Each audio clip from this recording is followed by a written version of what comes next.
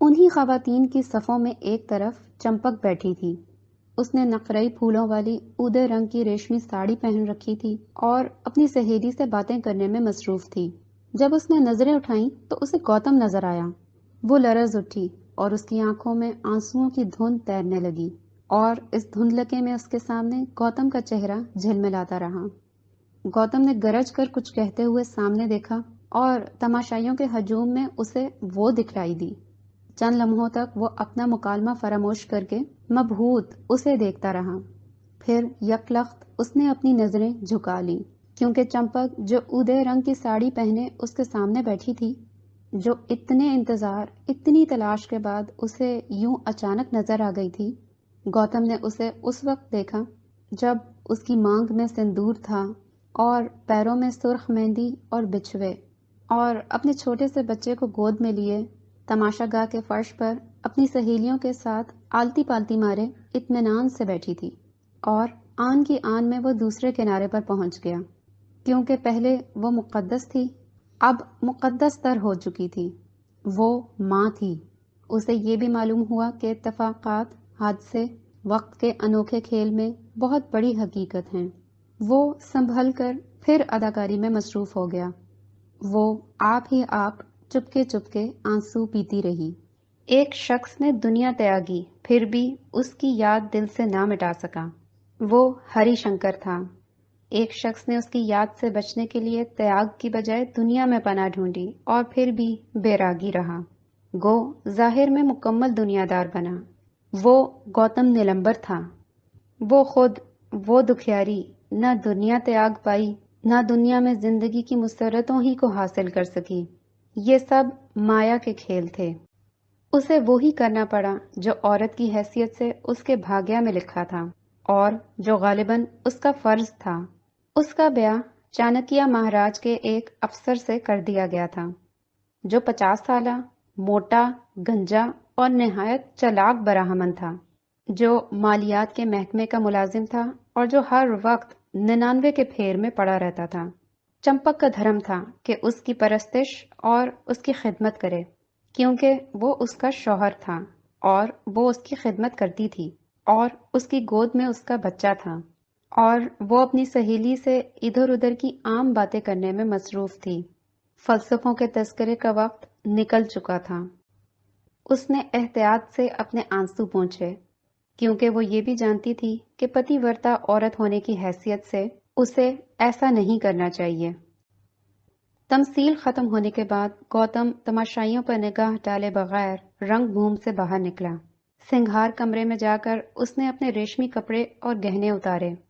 ایک سفید چادر کندھے پر ڈال کر ننگے پاؤں وہ ہجوم کی نظروں سے بچتا تماشا گاہ سے باہر آ گیا، اور اس قدر تیزی سے شہر کے پھاٹک کی طرف بڑھنے لگا جیسے کوئی مجرم قید خانے سے نکل بھاگا ہو اور ڈرتا ہو کہ پہرے دار اسے پھر سے نہ پکڑ لیں۔ اب اندھیرا چھا رہا تھا، اور تارے بھرے آسمانوں کے نیچے فصیل کی برجوں میں پہرے دار للکار رہے تھے۔ وہ ایک پھاٹک کے قریب پہنچ کر ٹھٹک گیا۔ اس شہر پناہ کے 64 پھاٹک ہیں، کون سا پھاٹک میری منزل کے راستے پر کھلتا ہے؟ پہرے دار نے اسے کوئی غریب باعزت براہمن سمجھ کر خاموشی سے باہر جانے دیا۔ وسیع خندق عبور کر کے وہ باہر شاہراہ پہ آ گیا، جو پریاگ کی سمت جاتی تھی۔ گھاس کی بھینی خوشبو، پتھروں کی خنکی اور مٹی کی قوت اس نے اپنے تلووں کے نیچے محسوس کی۔ اس نے بازو پھیلا کر ہوا کو چھوا اور آہستہ آہستہ دہرانا شروع کیا۔ زمین تیرے اندر کیا کچھ ہے، تو جو بھانت بھانت کی بولیاں بولنے والے انسانوں کو اپنے اوپر لادے ہے، جس نے ہزاروں ندیوں کی صورت میں مجھے دولت عطا کی ہے۔ کون گاؤں، کون جنگل، کون صفائیں زمین پر ہیں جہاں ہم تیری تقدیس کرتے ہیں۔ زمین مجھے ٹھکانہ دے، مجھے کہیں ٹھکانہ دے۔ اسے چلتے چلتے کئی دن گزر گئے۔ طرح طرح کے پودوں اور پھولوں کی ٹہنیاں اس کے راستے میں جھک جھک آئیں۔ پرندے اس کے ہمراہ سیٹیاں بجا رہے تھے۔ ساون کی بوندیں کنول کے پتوں پر جل ترنگ چھیڑ رہی تھیں۔ وہ منڈیر سے اتر کر پھر پگڈنڈی پر آ گیا اور سڑک پر چلنے لگا۔ افق پر سیاہ بادل گرج رہے تھے۔ وہ خوشی سے سرشار تھا۔ اس کے دل میں طوفانی دریا لہریں مار رہے تھے۔ اس کے دماغ میں سریلے آبشار گیت گا رہے تھے۔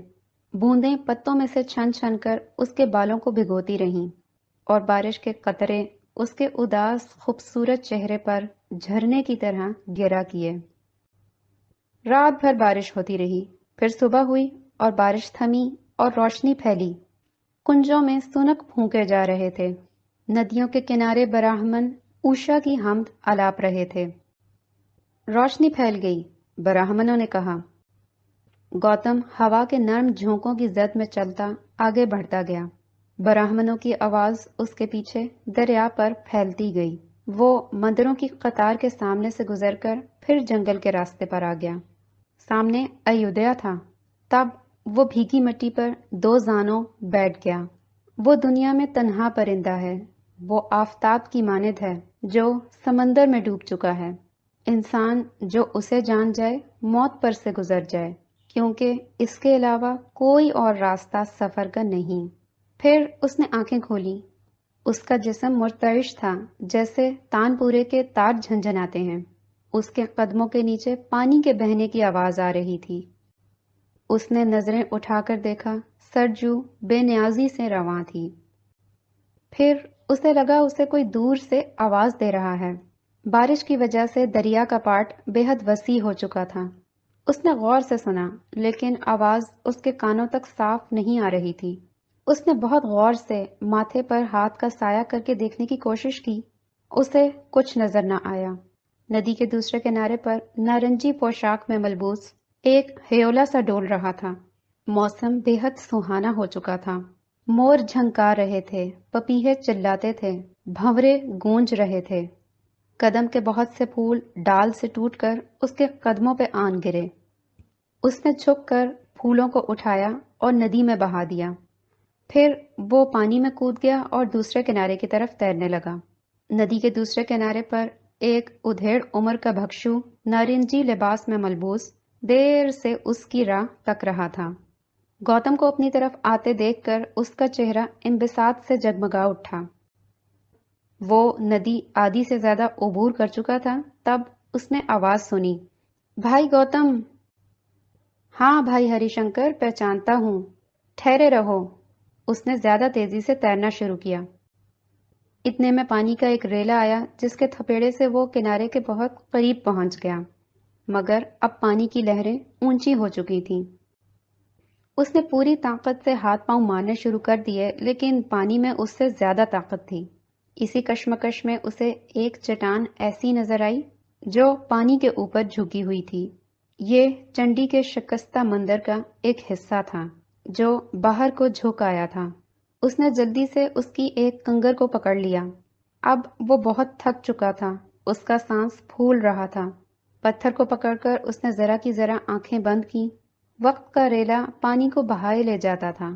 چاروں اور وسعت تھی، لیکن پتھر کو اپنی گرفت میں لے کر اسے ایک لہجے کے لیے اپنی حفاظت کا احساس ہوا، کیونکہ پتھر جس کا ماضی سے تعلق ہے آنے والے وقتوں میں بھی ایسا ہی رہے گا۔ لیکن اس کے ہاتھوں کی انگلیاں کٹی ہوئی تھیں اور وہ پل بھر سے زیادہ پتھر کو اپنی گرفت میں نہ رکھ سکا۔ سرجو کی موجیں گوتم نیلمبر کے اوپر سے گزرتی چلی گئیں۔ بہرائچ کی چھوٹی سی آبادی میں پیلے رنگ کے کچے مکان ادھر ادھر بکھرے تھے۔ خاک آلود راستوں پر سے بیل گاڑیاں گزر رہی تھیں اور اداسی کی بے نام بے رنگ کیفیت سارے میں طاری تھی۔ سنا تھا کہ کسی زمانے میں یہاں ایک بے حد عظیم الشان شہر آباد تھا جسے شراوستی کہتے تھے۔ یہ کیسی عجیب باتیں تھیں۔ ابو المنصور کمال الدین جو پہلی دفعہ بہرائچ آیا تھا، سالار مسعود کی زیارت گاہ کی دیوار سے لگ کر درخت کے سائے میں بیٹھ گیا اور اچنبے سے عورتوں کی ایک ٹولی کو دیکھنے لگا جو ہاتھوں میں پیتل کی تھالیاں سنبھالے سامنے مزار پر چڑھاوا چڑھانے کے لیے آ رہی تھیں۔ یہ ہندو عورتیں تھیں۔ حسین شرقی کو جب بھی دلی کے سلطان بہلول اور سلطان سکندر سے جنگ کرنے سے فرصت ملتی، وہ اپنا تان پورا لے کر بیٹھ جاتا، راگوں کی دنیا کی نئی نئی سیاحتیں کرتا یا قدیم نسخوں کی ورق گردانی میں مصروف رہتا۔ پچھلے دنوں اسے ایودھیا کے چند پنڈتوں سے معلوم ہوا کہ بہرائچ کے کسی مٹھ میں 1.5-2 ہزار سال پرانے سنسکرت کے کچھ تام پتر موجود ہیں۔ اس نے اپنے کتب خانے کے جوان سال نگران ابو المنصور کمال الدین کو ان پنڈتوں سے ملنے کے لیے ایودھیا بھیجا۔ کمال الدین ایودھیا چند دنوں کے لیے گیا تھا، لیکن اس کا وہاں اتنا جی لگ گیا تھا کہ اسے تقریباً یاد ہی نہ رہا تھا کہ اس سے وہاں سے آگے ترائی کی طرف بھی سفر کرنا ہے، کیونکہ ایودھیا میں اسے انہی پنڈتوں میں سے ایک کی بہن نظر آئی جو چمپاوتی کہلاتی تھی۔ اب وہ چمپاوتی ہی کے خیال میں کھویا رہتا، کیونکہ وہ بڑی انوکھی، بڑی نئی سی چیز تھی۔ ناجیہ اور ام رباب اور شہزادی سلیمہ بانو بیگم سے بالکل مختلف۔ مرد ہمیشہ تنوع پسند کرتا ہے۔ کمال اس ملک میں تازہ وارد تھا۔ اسے جون پور میں رہتے صرف چند سال گزرے تھے۔ 22 سال کی عمر تک اس نے بغداد کے مدرسے میں بہت ساری کتابیں پڑھ ڈالی تھیں، بہت سے نظریوں پر غور و فکر کیا تھا۔ وہ بخارا کے ابن سینا، الفارابی اور ایران کے فخر الدین رازی اور اندلس کے ابن رشد اور ابن العربی کا مفصل مطالعہ کر چکا تھا۔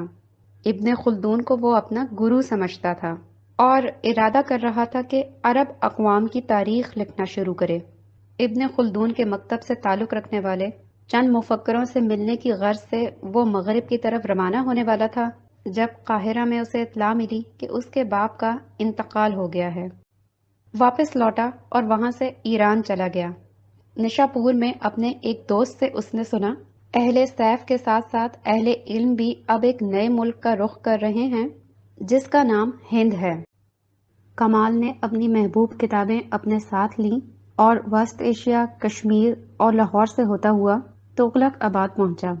دنیا عجیب ہنگاموں کے دور سے گزر رہی تھی، بلکہ کمال کو تو یاد تھا کہ تاریخ میں کوئی دور ایسا نہیں آیا جب بیچارے انسان پر کوئی نہ کوئی قیامت نہ گزری ہو۔ عربوں کا ذہن، ایرانیوں کا فنون لطیفہ، تاتاریوں کے حملے سے سب کا خاتمہ بالخیر ہو چکا تھا، مگر اس کے 100 سال بعد سمرقند اور ہرات میں ایک بار پھر روشنی ہوئی۔ مصوری میں چین اور ایران کے نقوش ہم آہنگ ہوئے۔ یہ تخریب پسند تاتاری مغرب میں مسلمان ہوئے، مشرق میں انہوں نے بدھ مذہب اختیار کیا۔ سبکتگین کے دور میں کابل کے ہندو ترکی بادشاہ شاہیہ مسلمان ترکوں میں تبدیل ہوئے۔ گو انسان کو اب بھی چین نصیب نہیں تھا۔ محمود کے متعلق البیرونی نے کہا کہ ہندو اس کے حملے سے ریت کے ذروں کی طرح بکھر گئے۔ ان کی کہانی داستان پارینہ میں شامل ہو چکی ہے۔ جو باقی ہیں وہ مسلمانوں سے شدید نفرت کرتے ہیں۔ جس طرح بغداد اور اسکندریہ تباہ ہوا تھا، اسی طرح مترا اجڑا اور نالندہ، کنوج اور اجین، یہ سب انسانوں کی بستیاں تھیں جن میں عام مرد اور عورتیں رہتے تھے، اور جنہوں نے انہیں ختم کیا وہ بھی عام انسان تھے۔ مگر اس افراتفری، اس قتل و غارت، ان جنگوں اور مارکوں کے گرد و غبار کے پیچھے علم کے چراغ ٹمٹماتے رہے۔ کتابیں لکھی جاتی رہیں، درس و تدریس کا سلسلہ جاری رہا، انسانیت کا چراغ کبھی نہ بجھ سکا۔ یہ لوگ بھی عام انسان تھے، مگر امن سے رہنا جانتے تھے۔ انتشار اور بد امنی کے اس دور میں صوفیوں کی خانقاہوں میں علم محفوظ رہا۔ خرقہ پوش قلندر اب ایک ایک کر کے اس ملک کی طرف آ چکے تھے اور آ رہے تھے جسے محمود نے تسخیر کیا تھا۔ ان قلندروں نے بہار، بنگال، اودھ، راجستھان، دکن، گجرات، سندھ اور پنجاب میں نئے دیہات آباد کیے۔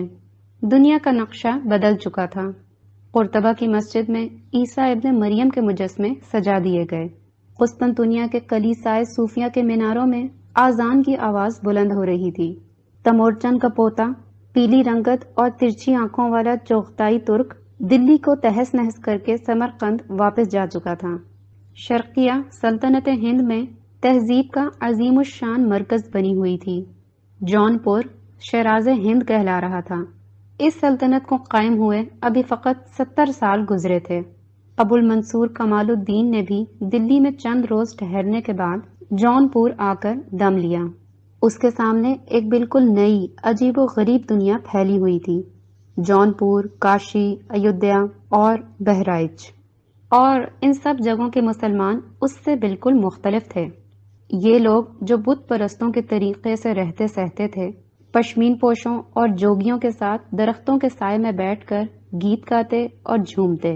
ان کی عورتیں عبائیں پہننے کی بجائے عجیب طویل سی سفید یا رنگین چادر جسم سے لپیٹ لیتی تھیں، اور ان کی آنکھوں میں بڑی حیا تھی۔ خدا بندہ، کیسے کیسے لوگ تھے، کیسی کیسی قومیں! دنیا کتنی عجیب، کتنی دلکش، کتنی خوفناک، کتنی قابل قدر چیز تھی۔ ہند کتنا حسین ملک تھا، لیکن یہ بہرحال اس کا وطن نہیں تھا، اور گواس کے بہت سے حصوں پر مسلمانوں کی حکومتیں قائم تھیں، لیکن مجموعی طور پر بہرحال یہ دارالحرب تھا، کیونکہ کافروں کی یہ بڑی زبردست اماج گاہ تھی، اور اگر یہ دارالحرب نہ بھی ہوتا تو بھی اس کا وطن نہیں تھا۔ یہ سامنے لہریں مارتی ہوئی سرجو بھلا دجلے کا کیا مقابلہ کر سکتی تھی؟ آم کے سائے میں وہ سکون میسر نہیں جو کسی نخلستان میں کھجور کے تلے بیٹھ کر الفارابی کے نظریات پڑھنے میں حاصل ہوتا تھا۔ گو آم بھی اپنی جگہ پہ خوب درخت ہے۔ کمال چپ چاپ کھنڈر کی سیڑھیوں پر بیٹھا سامنے کی اور دیکھتا رہا۔ اسے وہ سارے نغمے یاد آئے جو چند روز پہلے ایودھیا میں چمپا نے اسے سنائے تھے۔ یہ نغمے بھجن کہلاتے تھے، اور کرشن اور رام کی بھکتی کا ان میں تذکرہ تھا، اور ان سے زیادہ سرشاری کی کیفیت اس سے پہلے اس نے کبھی کسی زبان کی شاعری میں نہیں دیکھی تھی۔ پچھلے 3 سال میں اس نے جون پور کے شاہی کتب خانے میں رہ کر اس ملک کی مختلف بولیاں سیکھی تھیں۔ اسے اپنے 7 زبان ہونے پر بڑا ناز تھا، مگر وہ ان لوگوں کے دل کو نہیں سمجھ سکتا تھا۔ یہ بڑے عجیب لوگ تھے، بڑے انوکھے مرد اور عورتیں تھیں۔ ان کی تاریخ، ان کے روایات، ان کے فلسفہ کائنات کو سمجھنا اس کے بس کی بات نہیں تھی۔ وہ اجنبی اس پرائے دیس میں سرد غیر مانوس پتھروں پہ بیٹھا رات کے سایوں کو دیکھا کیا۔ مدھم سی روشنی سارے میں پھیل گئی۔ وہ جلدی سے پٹکا کمر سے باندھ کر برستی بارش میں باہر نکلا اور سرائے کی طرف روانہ ہو گیا۔ سرائے کے برآمدے میں اودے سنگھ راٹھور اس کا منتظر تھا۔ تم یہاں کہاں؟ کمال نے بھونچکا ہو کر اسے دیکھا۔ تم تو گوالیار میں تھے۔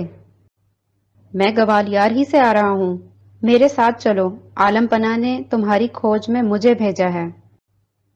مجھے کھوجنے اتنی دور آئے ہو؟ میری سمجھ میں نہیں آتا۔ عالم پناہ بھی یہیں بہرائچ میں موجود ہیں اس وقت، ادے سنگھ نے کہا۔ تم یہاں گیان دھیان میں لگے ہو، ادھر دنیا بدل چکی ہے۔ سلطان بہلول نے تمہارے مالک پر راپڑی میں حملہ کر دیا۔ وہ جھک کر تنکے سے برآمدے کے کچے فرش پر نقشہ بنا کر کمال کو سمجھانے میں منہمک ہو گیا۔ یہ دیکھو، ادھر ہم ہیں، ادھر بہلول کی فوجیں ہیں، بیچ میں جمنا میاں ہیں۔ اب نہ ہم ندی پار کر سکتے ہیں نہ وہ۔ سمے بیتتا جاتا ہے، تب ایک دن کیا ہوتا ہے کہ ترلوک چند سلطان بہلول کو ندی پار کروا دیتا ہے۔ پھر وہ ٹھٹک گیا۔ ترلوک چند کو جانتے ہو؟ نہیں۔ بکسر کا حاکم ہے۔ دلی کی فوجیں برابر ہمارا پیچھا کرتی رہیں۔ ہم جون پور کی طرف لوٹے، وہاں پر بھی دلی والوں نے ہمارا مقابلہ کیا۔ ہم جون پور کو خدا حافظ کہہ کر بہرائچ آ گئے۔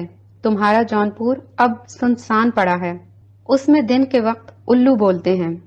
چلو میرے ساتھ۔ وہ اٹھ کھڑا ہوا۔ عالم پناہ نے کہا تھا تم کئی مہینے سے یہاں ہو، صبح سے تم کو ڈھونڈتا پھر رہا ہوں۔ مٹھ کے پنڈتوں سے تمہارا ٹھکانہ معلوم ہوا؟ کمال نے تلوار کمر سے باندھی اور ادے سنگھ کے ہمراہ لشکر کی طرف روانہ ہو گیا جو راپتی کے کنارے ٹھہرا ہوا تھا۔ بہرائچ سے وہ لوگ قنوج گئے، وہاں بھی انہیں بہلول لودھی سے شکست کھانا پڑی، اور بالآخر سلطان حسین تھکا ہارا بہار میں پناہ گزین ہوا۔ بہار یہ ایک نیا علاقہ تھا، ہرا بھرا خوبصورت، جہاں سون ندی بہتی تھی، جہاں چاندنی راتیں نالندہ کے دارالعلوم کے کھنڈروں میں عجیب دہشت پیدا کرتی تھیں۔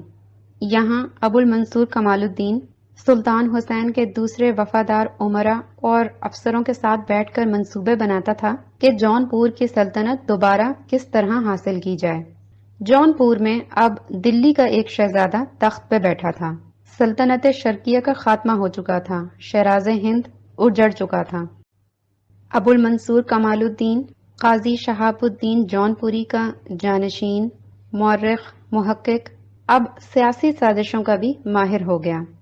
دن رات وہ سلطان کے ساتھ سر جوڑے بیٹھا ترکیبیں سوچا کرتا کہ دلی کے سلطان کو کس طرح زیر کیا جائے۔ سلطان بہلول مر چکا تھا اور اب اس کا خوبصورت اور شاندار بیٹا سکندر ہند کا بادشاہ تھا، جس کی ماں کا نام ہماوتی تھا، جو شرع محمدی کا بڑا پابند تھا، جو اپنے باپ سے بھی زیادہ طاقتور بادشاہ تھا۔ بہار کے ان پناہ گزینوں نے سر دھڑ کی بازی لگا کر بساط جنگ پر ایک بار پھر پانسا پھینکا، کیونکہ لڑنا مرنا ہار جیت ہی مردوں کے مشاغل ہیں۔ سلطان حسین اپنے جوڑ توڑ کے ذریعے کئی بار جون پور میں باربک شاہ کے خلاف بغاوت کروا چکا تھا۔ کمال اس کا سفیر خاص تھا۔ دن رات وہ اپنے شیام کرن گھوڑے پر سوار ادھر سے ادھر سازشیں کرواتا پھرتا۔ ایک رات منزلیں مارتا وہ جونکا کے گاؤں پہنچا۔ گڑی پہ جا کر اس نے آواز دی۔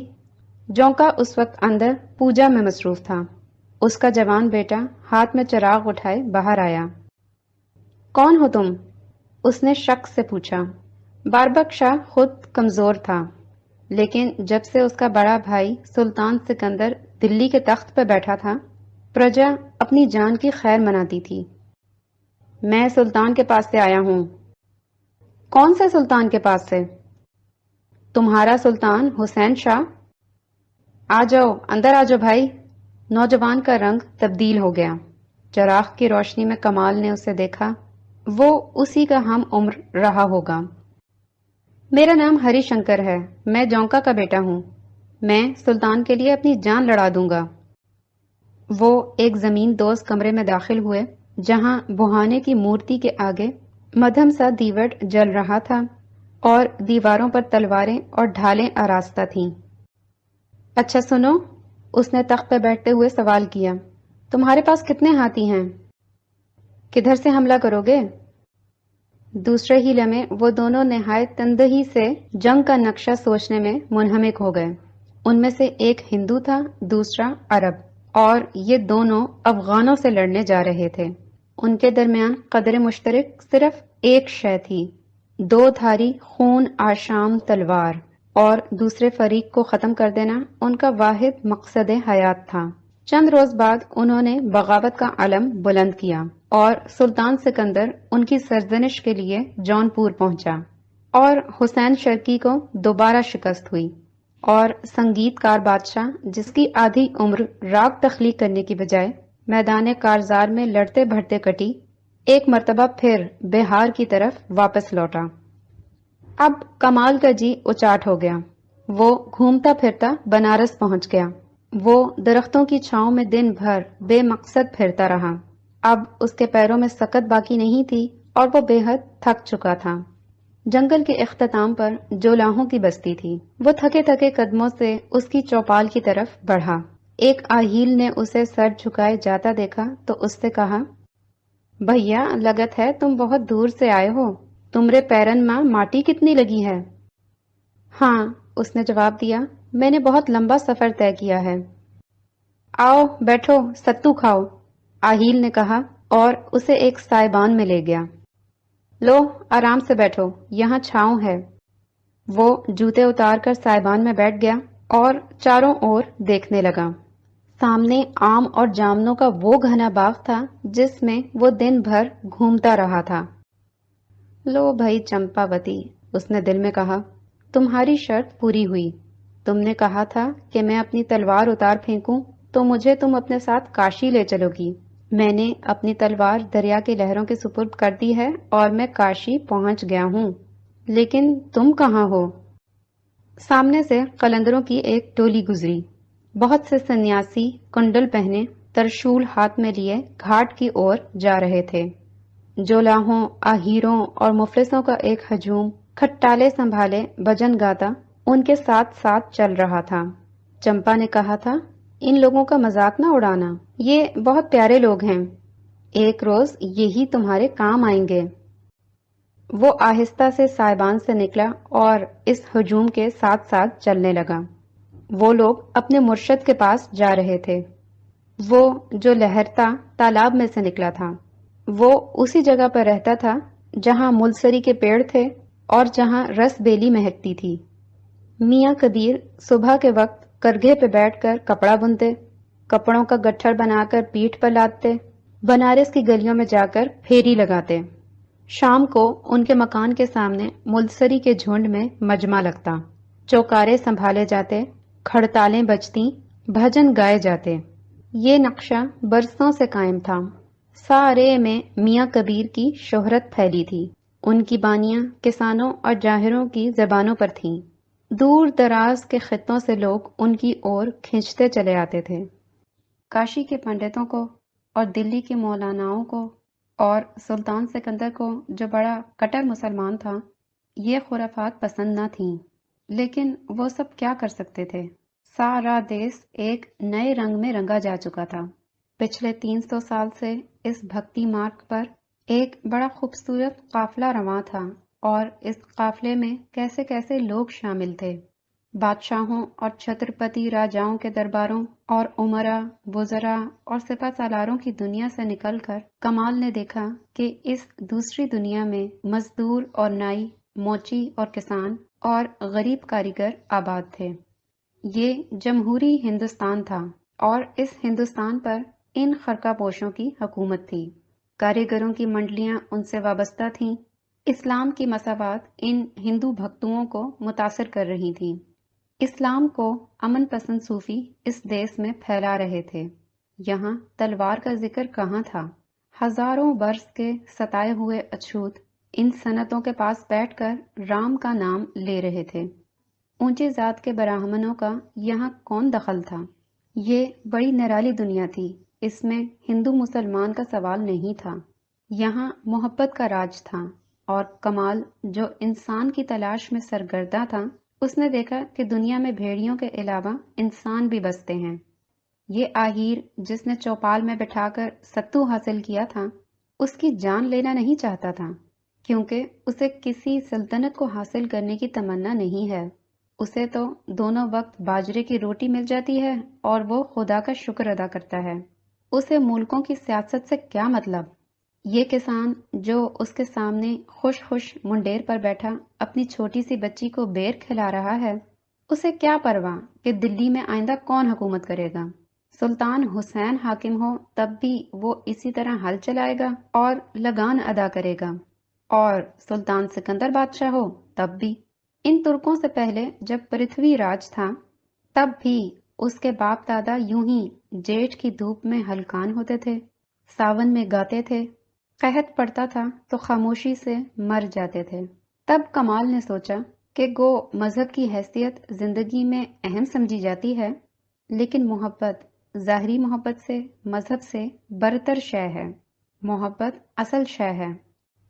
کاشی میں ایک روز کوچین کا ایک نابینا براہمن وارد ہوا۔ وہ کبیر کا نام سن کر سینکڑوں میل کی مسافت طے کرنے کے بعد یہاں پہنچا تھا۔ اس کا ایک بازو لڑائی میں کٹ چکا تھا۔ بھائی، تمہاری جان کس نے لینی چاہی تھی؟ کمال نے اس سے پوچھا۔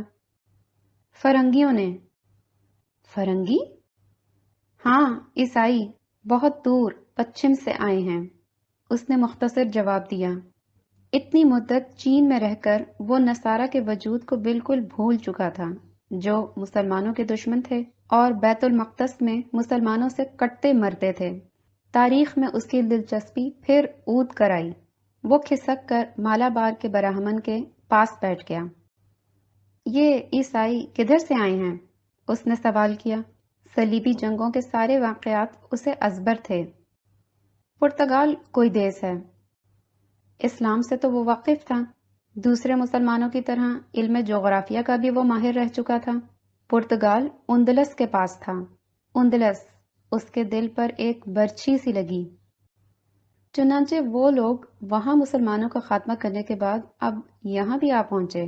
کمال کو یہ معلوم نہ تھا کہ پرتگالیوں کو ان کے بادشاہ نے اور پاپائے روم نے حکم دیا تھا کہ جس طرح مسلمان ہسپانیہ سے نکالے گئے، اسی طرح ساری دنیا میں جہاں جہاں ملیں انہیں چن چن کر ان کا قلع کما کرو۔ انہوں نے گوا کی ساری مسجدیں ڈھا دیں، مندروں کو توڑ پھوڑ کر برابر کر دیا۔ برہمن کہتا رہا، گوا کے ایک ایک مسلمان کو تلوار کے گھاٹ اتار دیا۔ میں ہندو تھا اس لیے بچ گیا۔ یہ کالی کٹ کے راجہ کے بحریہ کا افسر تھا اور راجہ کے امیر البحر قاسم اور میر حسن کے ساتھ جی توڑ کر پرتگالیوں سے لڑا تھا، اور اپنی آنکھیں ان کی بارود کی نظر کر کے اور ایک بازو کٹا کے یہاں پہنچا تھا۔ کمال کو سلطان سکندر کا وہ سپہ سالار یاد آیا جو اسی کی طرح جوگی کا روپ دھارے اسے جہاز پر ملا تھا۔ ہماری ہار ہوئی یا جیت؟ کمال نے آہستہ سے سوال کیا۔